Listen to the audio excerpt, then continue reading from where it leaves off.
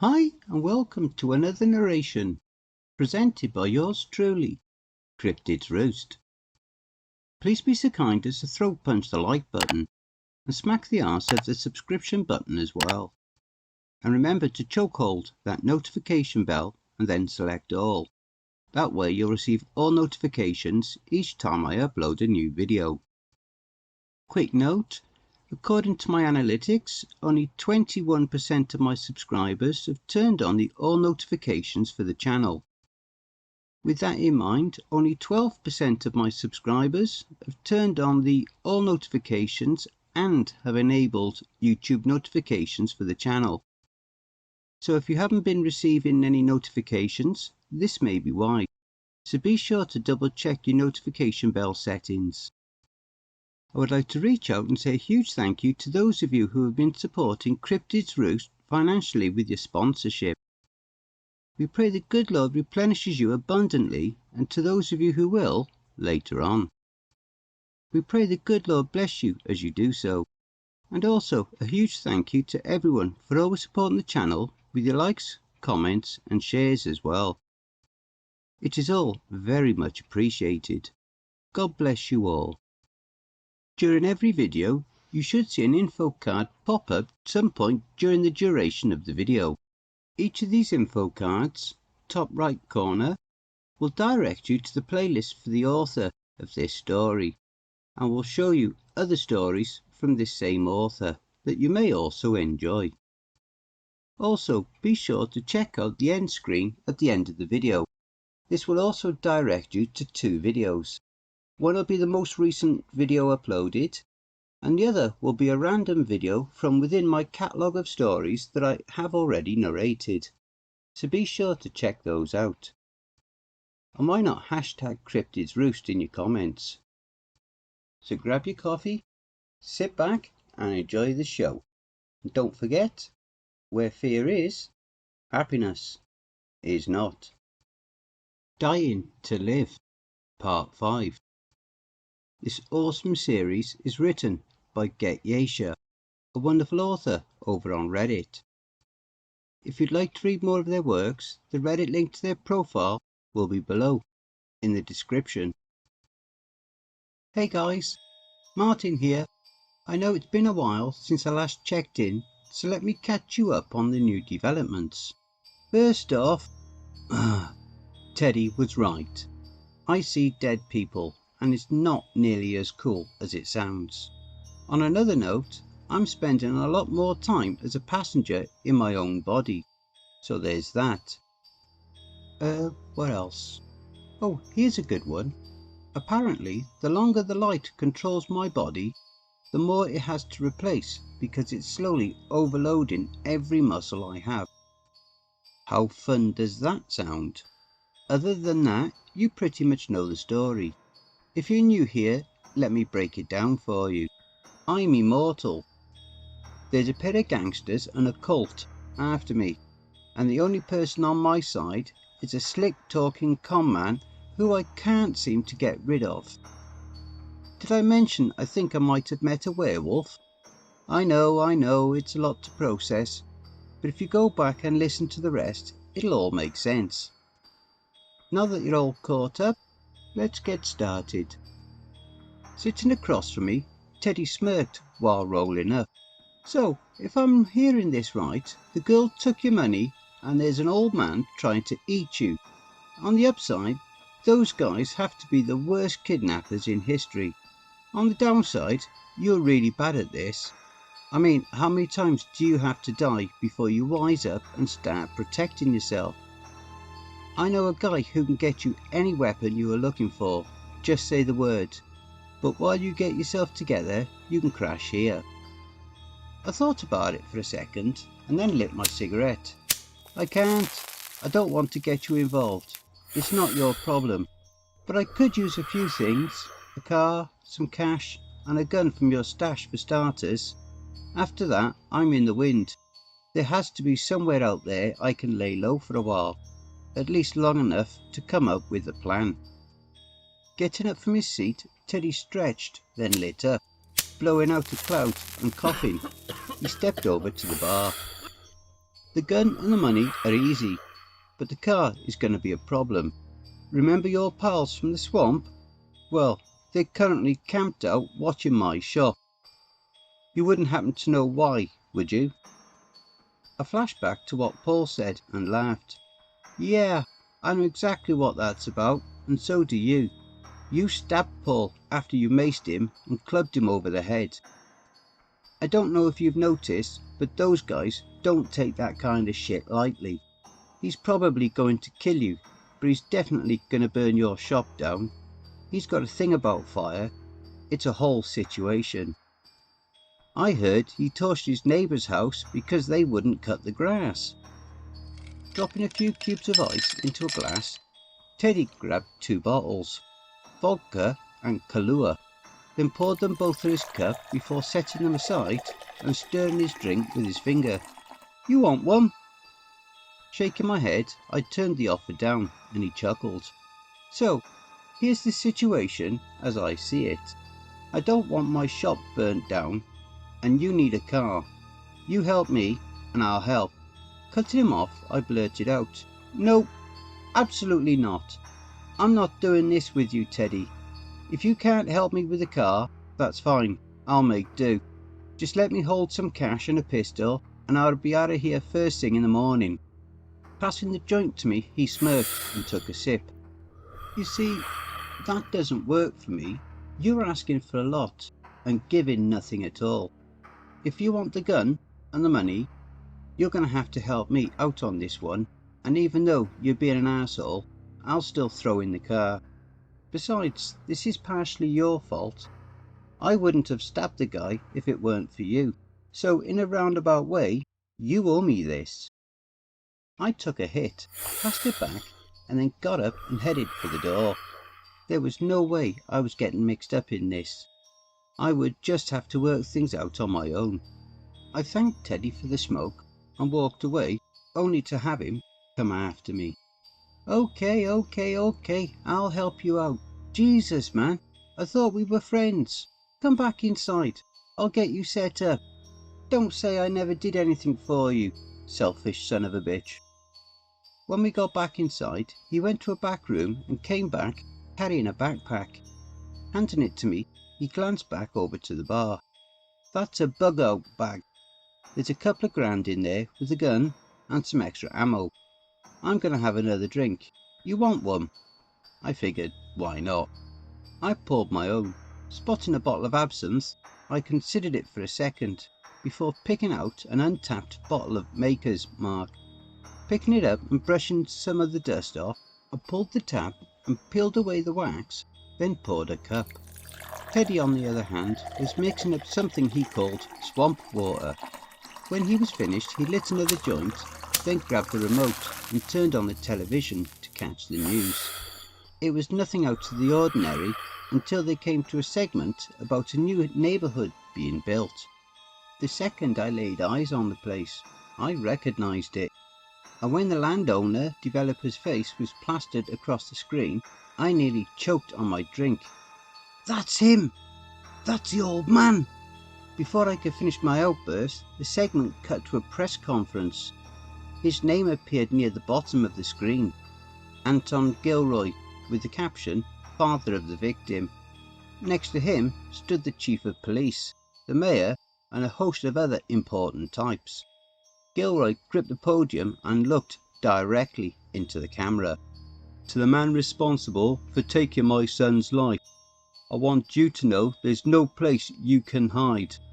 If anyone out there knows who this man is or where he may be, I'm offering $1 million for valid information leading to his capture." They cut to CCTV footage of me escaping security at the playground. Most of it was grainy and hard to see, but there was this one frame of me leaving the park. My face was clearly visible. They still shot the frame and used it to identify me. I was now a wanted man. They were pinning the kid's murder on me, along with 4 dead security guards. Teddy looked at me, then back to the screen. "Holy shit! So you're telling me Gilroy's a cult leader?" Jesus Christ, kid, you've got a talent for getting in over your head. This is big. There aren't enough words in the human language to properly express the things going through my mind at that moment. And as if I needed more to think about, Teddy tossed in something I hadn't even considered. If Frank and his brother get the news, they're gonna know you're alive. Gulping down my drink, I stood up and grabbed the bag. Fuck them, I have to get out of here. I need you to take me somewhere. He nodded his head, then relit the joint. Sure, let me grab the keys to the shop and... Oh wait, that's right. I can't. Looks like somebody's gonna have to make a decision. He paused and looked at me while hitting the weed, then laughed. I'm just messing with you. The look on your face is priceless. I thought you were about to explode. Holy shit, kid, you need to relax. Passing the joint, he grabbed his keys from the bar and I followed him to the garage. I might have said this before, I'm not a car guy, but even I know a classic when I see it. Sitting in front of me was a '68 Chevy Nova, murder black over black rims. I was impressed.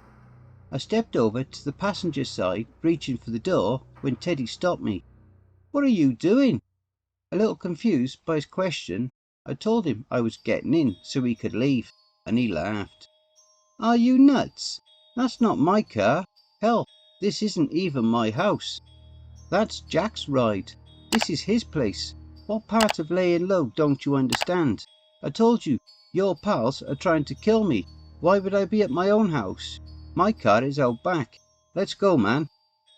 Stepping out to the rear exit, I see a primer-coated Toyota Camry.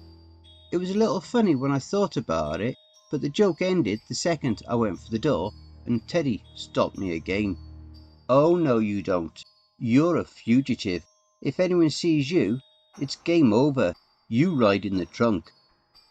This may sound crazy, but out of everything I've been through, getting stuffed into the trunk of a car is high up on the list of traumatizing events I never want to do again.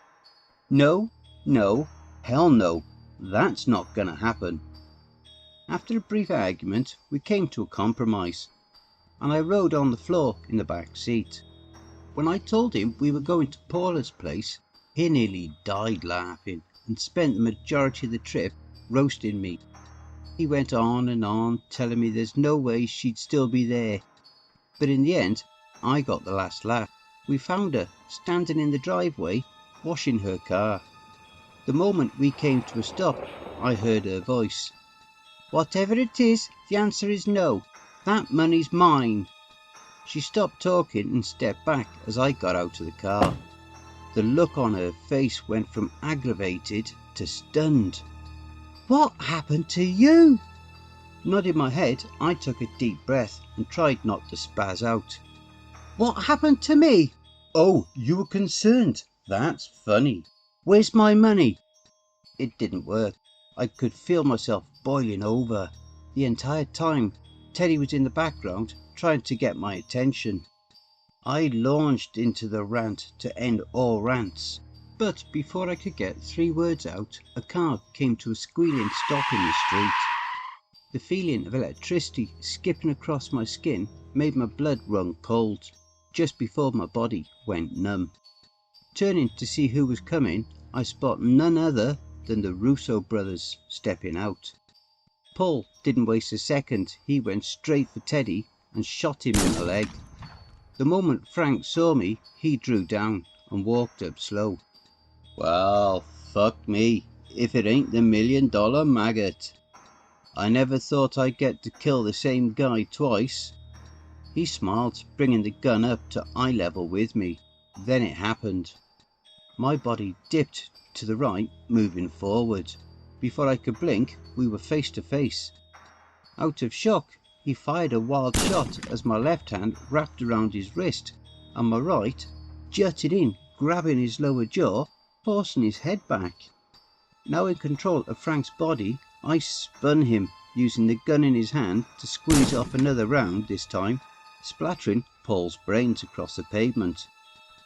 Effortlessly, manipulating Frank's skull, I tilted his head down so that we could see eye to eye. while I forced him to put his own gun to his temple and pull the trigger. The instant his body dropped, everything went back to normal.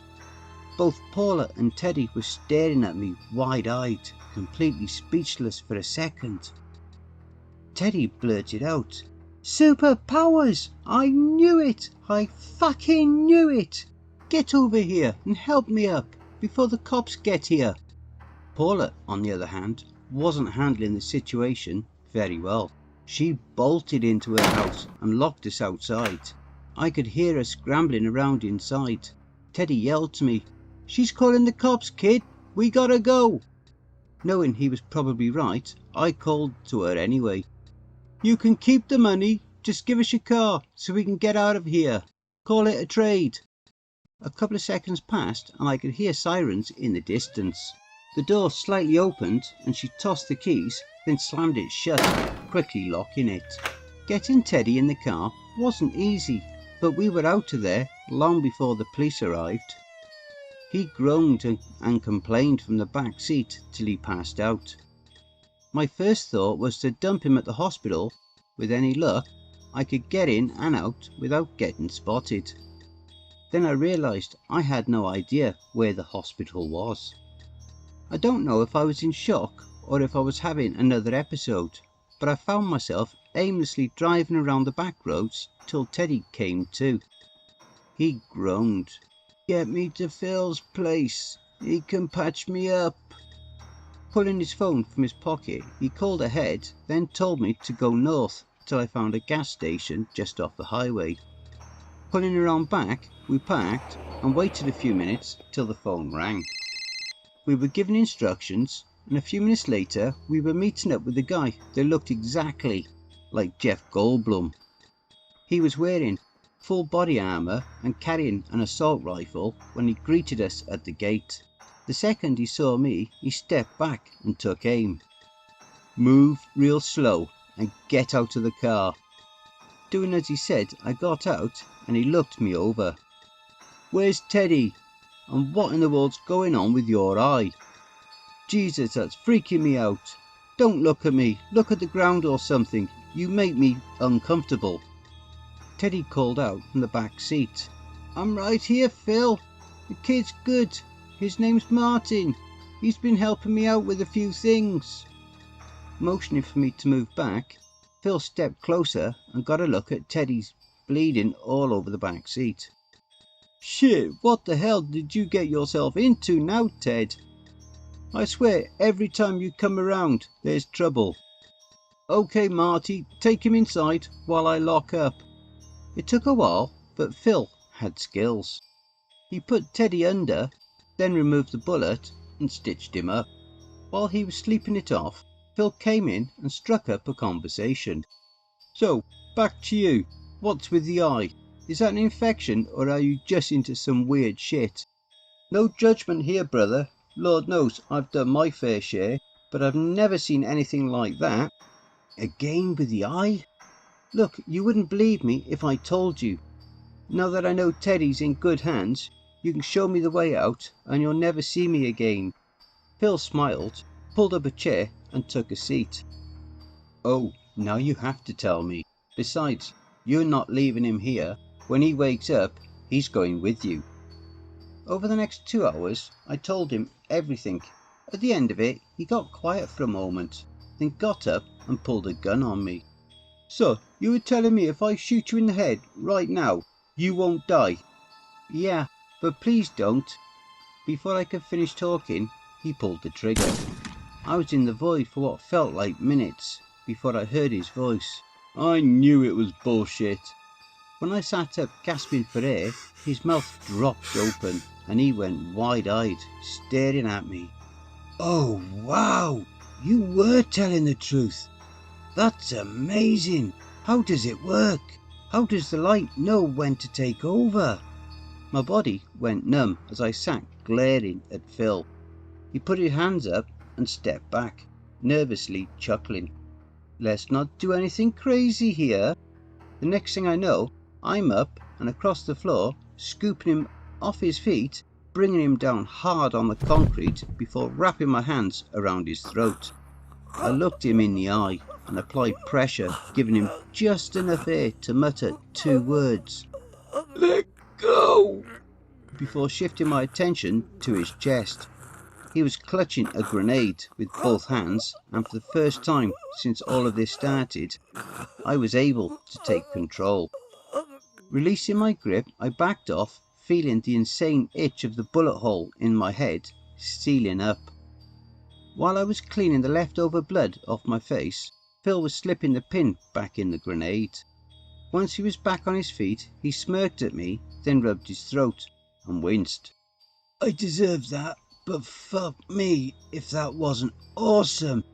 You with a smoking eye, the grenade that was some intense shit. Sorry about shooting you and everything, but hey, you live and learn, right?" I was just boiling over. "No, not right. What the fuck is your malfunction? You could have killed me." He just shrugged his shoulders, then smiled. "But I didn't. So what's the problem?" I was honestly speechless. Still scratching at my forehead, I closed my eyes, and Phil laughed. "So, what's the plan here, Marty? You guys can't run forever. If you ask me, the best defense is a good offense. Take the fight to them. If they're all dead, they can't come after you. Since Ted's down for a while, I'll help you under 2 conditions. We split anything we find, 50-50, and I get dibs on anything out of the ordinary." The negotiations didn't last long. I agreed to his terms, and by the time Teddy woke up, we were making plans to go back to that neighbourhood and burn it to the ground. There's still a load of details to work out, and Phil insisted that he could call in some help, so for now I'm signing off, and with any luck I'll make it back in one piece. Don't forget, if you enjoyed that story, be sure to pop over to the author's Reddit profile and drop them a line, or even give them a glowing review. I'm sure they really would appreciate it. The link to their Reddit profile will be below in the description.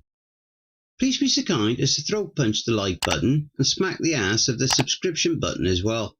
And remember to tap the notification bell and then select all. That way you'll receive all notifications each time I upload a new video. Oh, and don't forget to share the video far and wide. This will all help with YouTube's algorithm and will help to promote this channel more. And don't forget to check out the merch store. The link will be in the description and also in the video thumbnail. And if you would like an honourable mention, send in a snapshot of yourself with your purchase and I'll feature it in one of the videos. I now have my very own subreddit community where you can submit any stories you've written. You can submit your stories or encounters either there or send them to cryptidsroost@gmail.com. If you wish to remain anonymous, that's fine with me. All the links are below. I also have a Facebook group, Twitter, Reddit, and you'll also find me on Discord. If you would like to support this channel and help make it grow, my PayPal is paypal.me/cryptidsroost. Again, that will also be below.